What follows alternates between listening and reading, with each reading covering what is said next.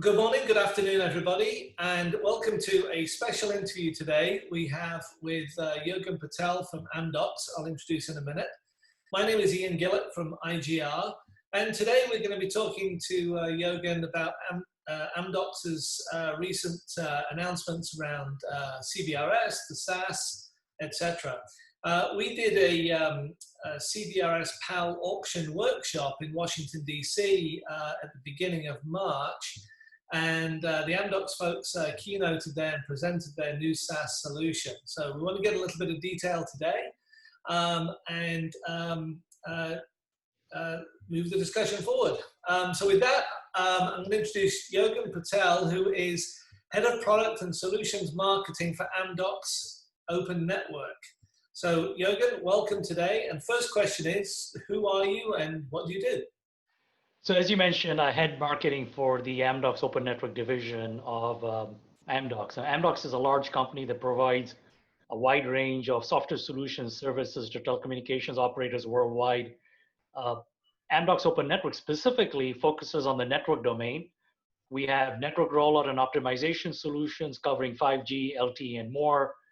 We have hybrid network operations for virtual, physical, and cloud networks. So we cover the full service management lifecycle, including service design, inventory, orchestration, and operations. And then we have a range of service assurance and network operations solutions covering guided operations and closed loop management. So within the AMDOCS portfolio, we have a variety of business services and solutions and a variety of network services and solutions. AMDOCS Open Network focuses on the network domain with those solutions that I just described earlier. Okay, so I've known you guys for a while, about 20 years, 25 years. I always think of AMDOCS as being very service provider centric, but I think you actually do address enterprise markets as well, right? We do in a way directly and indirectly. So indirectly, obviously, we serve service providers that then deliver a wide range of services to enterprises. And more recently, we became a Wave 1 SaaS provider and are looking to deliver capabilities directly to enterprises as well. Okay. So the SaaS then that you announced is for both the enterprise and for the carrier markets? That's right, yeah. So as a Wave 1 spectrum administration service provider, we have a solution that's hosted in AMDOCS data center. We offer a range of payment models. We've conducted interoperability testing with a number of CBSDs. We serve both service providers and enterprises. Now, on the service provider side, it's primarily those operators looking to extend their coverage via CBRS, or potentially new entrants like MSOs that want to deliver vertical services, or use cases, specifically focusing on fixed mobile convergence. On the enterprise side, which is even more interesting and disruptive, CBRS is a way for them to deploy private LTE. And here we do deliver not only SaaS, but other capabilities as well. Okay. So what other things will you do within CBRS for those enterprises? So we have customers for private wireless networks that are looking for a system integrator to cover the full range of their needs, both network deployment and operations as well. Mm-hmm. So for example, there are a couple of utilities that we're engaged with that are exploring how AMDOCS can help them with their end-to-end network deployment and operations services. We also work with a number of partners to bring tailored solutions to specific use cases and needs of particular segments. When you think about a connected enterprise, for example, across regions where the requirements are much more complex for voice, data, and roaming services, we offer the full stack of AMDOCS SI services plus our OSS, BS, and eSIM solutions. So in addition to being a SaaS provider, we can bring technology and software and services to support end-to-end deployment and operations of these networks. Okay. And when you say multi-regional, are you talking just within the US? Because obviously CBRS is a US phenomenon, right? Correct. Or are we going, globally, different markets? So it's a good question. So clearly the US is way ahead in terms of shared spectrum and formalizing that through CBRS. But we do hear about, for example, in places like Germany and Singapore and even in Japan, the regulators starting to look at shared spectrum. In fact, in Germany, some of the spectrum auctions have targeted enterprises only. Mm-hmm. So this notion of spectrum becoming available to other providers and enterprises will take off, I think, globally. clearly we're much more advanced here in the US. And in a way, we are the lab, and the world is watching how the CBRS experiment plays out here in the US. Right. Yeah. It's interesting to say that last year I was in, let me see, Amsterdam, south of France, Singapore, the UK, and in every single case, I got asked about CBRS. Right. The world is watching us for sure. They are. So obviously we've got the PAL auctions, priority access license auctions coming up in a few months here, and obviously that gives enterprises and carriers the opportunity to get a county level license there to guarantee access to pieces of that spectrum. You can subdivide down those licenses though, so smaller enterprises can get access as well.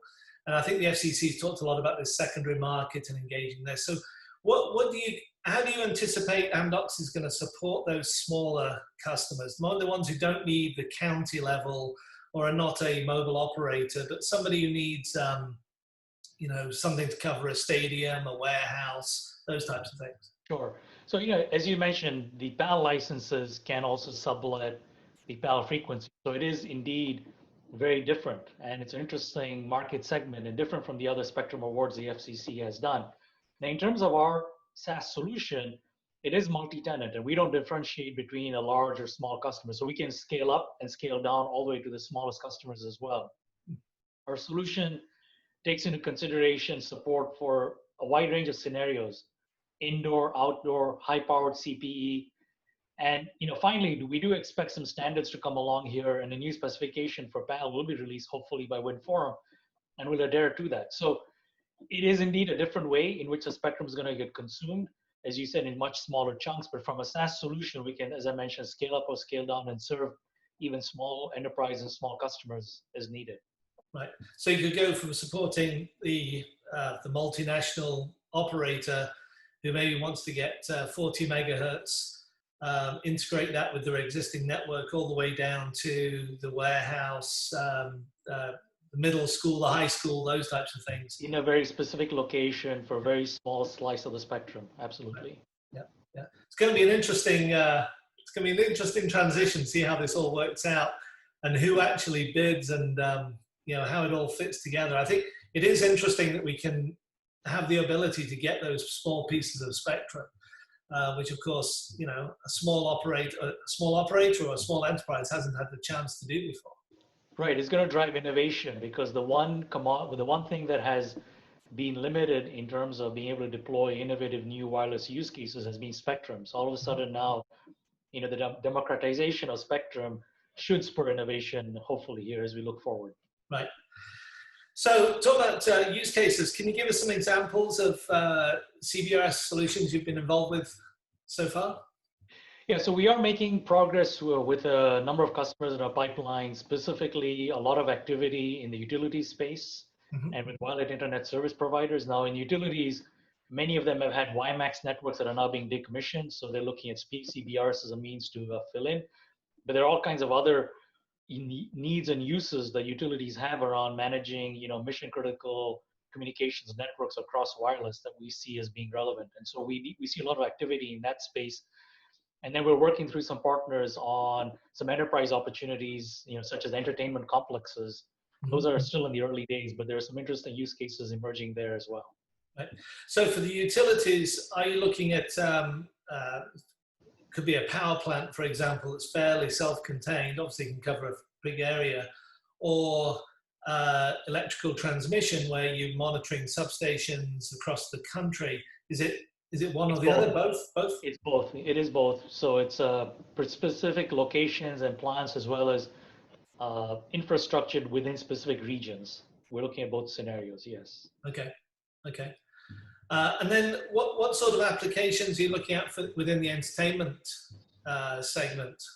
So these are where you have large entertainment campuses where communications and access to the user experience of the participants or the customers in that complex is dependent upon reliable, secure communications all the way from the main building to the beachfront, for example, Right. or the main building to subsidiary building. So it's providing user experiences that can be connected and continuous for customers and users within that entertainment complex. Okay. So once you've got that type of application deployed up and running, you can take that same model and apply it to a large corporate campus, for example, right? Absolutely. There's not much difference there. Yep. Yeah. Okay. So 1 year from now, let's say 2 years from now, if we came back and did this interview again, we're talking about CBRS. What are we going to be talking about? How much do you think we're going to move in the next year? What's going to be the big developments we're going to see? Yeah, it's a good question. Look, given the times we're in these days, probably best not to make any precise and specific predictions. One thing I'm pretty confident about is that a year from now, our country and our industry will be in a much better and healthier place. And I'm sure together we'll be continuing to focus on enriching lives, progressing society, and creating a better connected world. So I'm going to leave it at that, just because I think, there's a lot of moving parts here. Yeah. Bottom line, I think, CBRS will spur innovation. What specifically will stick and not is still TBD. But I do see, ultimately the industry being in a better place, in existing business models, but new business models as well. Right. I think it's interesting what you said. I think coming out of this, the one thing people are realizing, you and I were talking before we started the interview, I've worked from home for 20 years. You've worked from home on a regular basis. To us, this is not too different, but for a lot of people it is. But I think what comes out of this is flexibility, is that people are going to realize, hey, if I could do this 1 day a week or 2 days a week, or if I can work from here, from there. And I think what's going to come out of communications is the need for that reliability and flexibility. Correct. Right? Correct. Yep. And CBRS will bring in that flexibility for sure. Yeah. Yeah. Okay. So last question. You and I have been on panels before, and I always ask this one. So, looking at the good side, looking at the other side a little bit, what worries you the most? And talking here specifically about CBRS, but what is it that you think that we really need to pay attention to today in order to develop the market? If we don't, in a couple of years, we could look back and go, darn it, I really wish we'd done that in 2020. What did it be?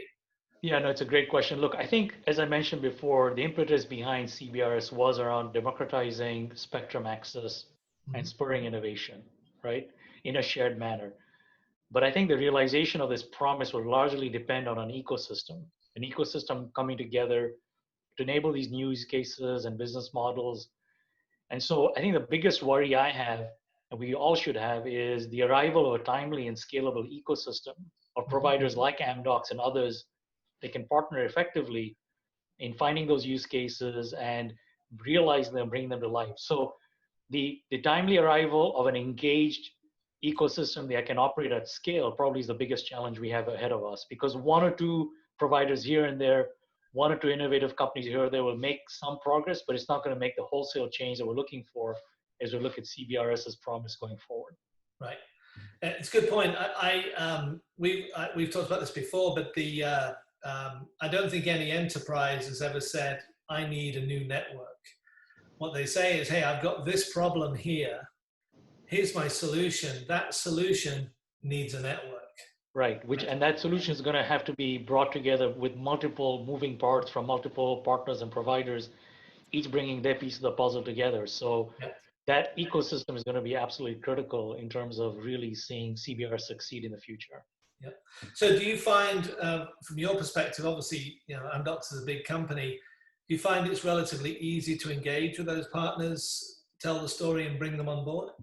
It's starting to happen, especially when you think about all the equipment providers that are getting into the game, not only established providers, but new entrants that are building, the CBSDs, the devices, all the different bits and pieces of the ecosystem come together. We are seeing that, but ultimately it's going to take, some pre-packaged, pre-integrated solution sets that can be put into market cost effectively, because making every single project a brand new integration will be complicated and complex. So, but we are seeing providers gravitating towards us to be able to stick things together and create these solutions that we can take to market on top of CBRS. Right. So last closing question I'll ask for you, and I said that my last one was the last question, but I'll add one.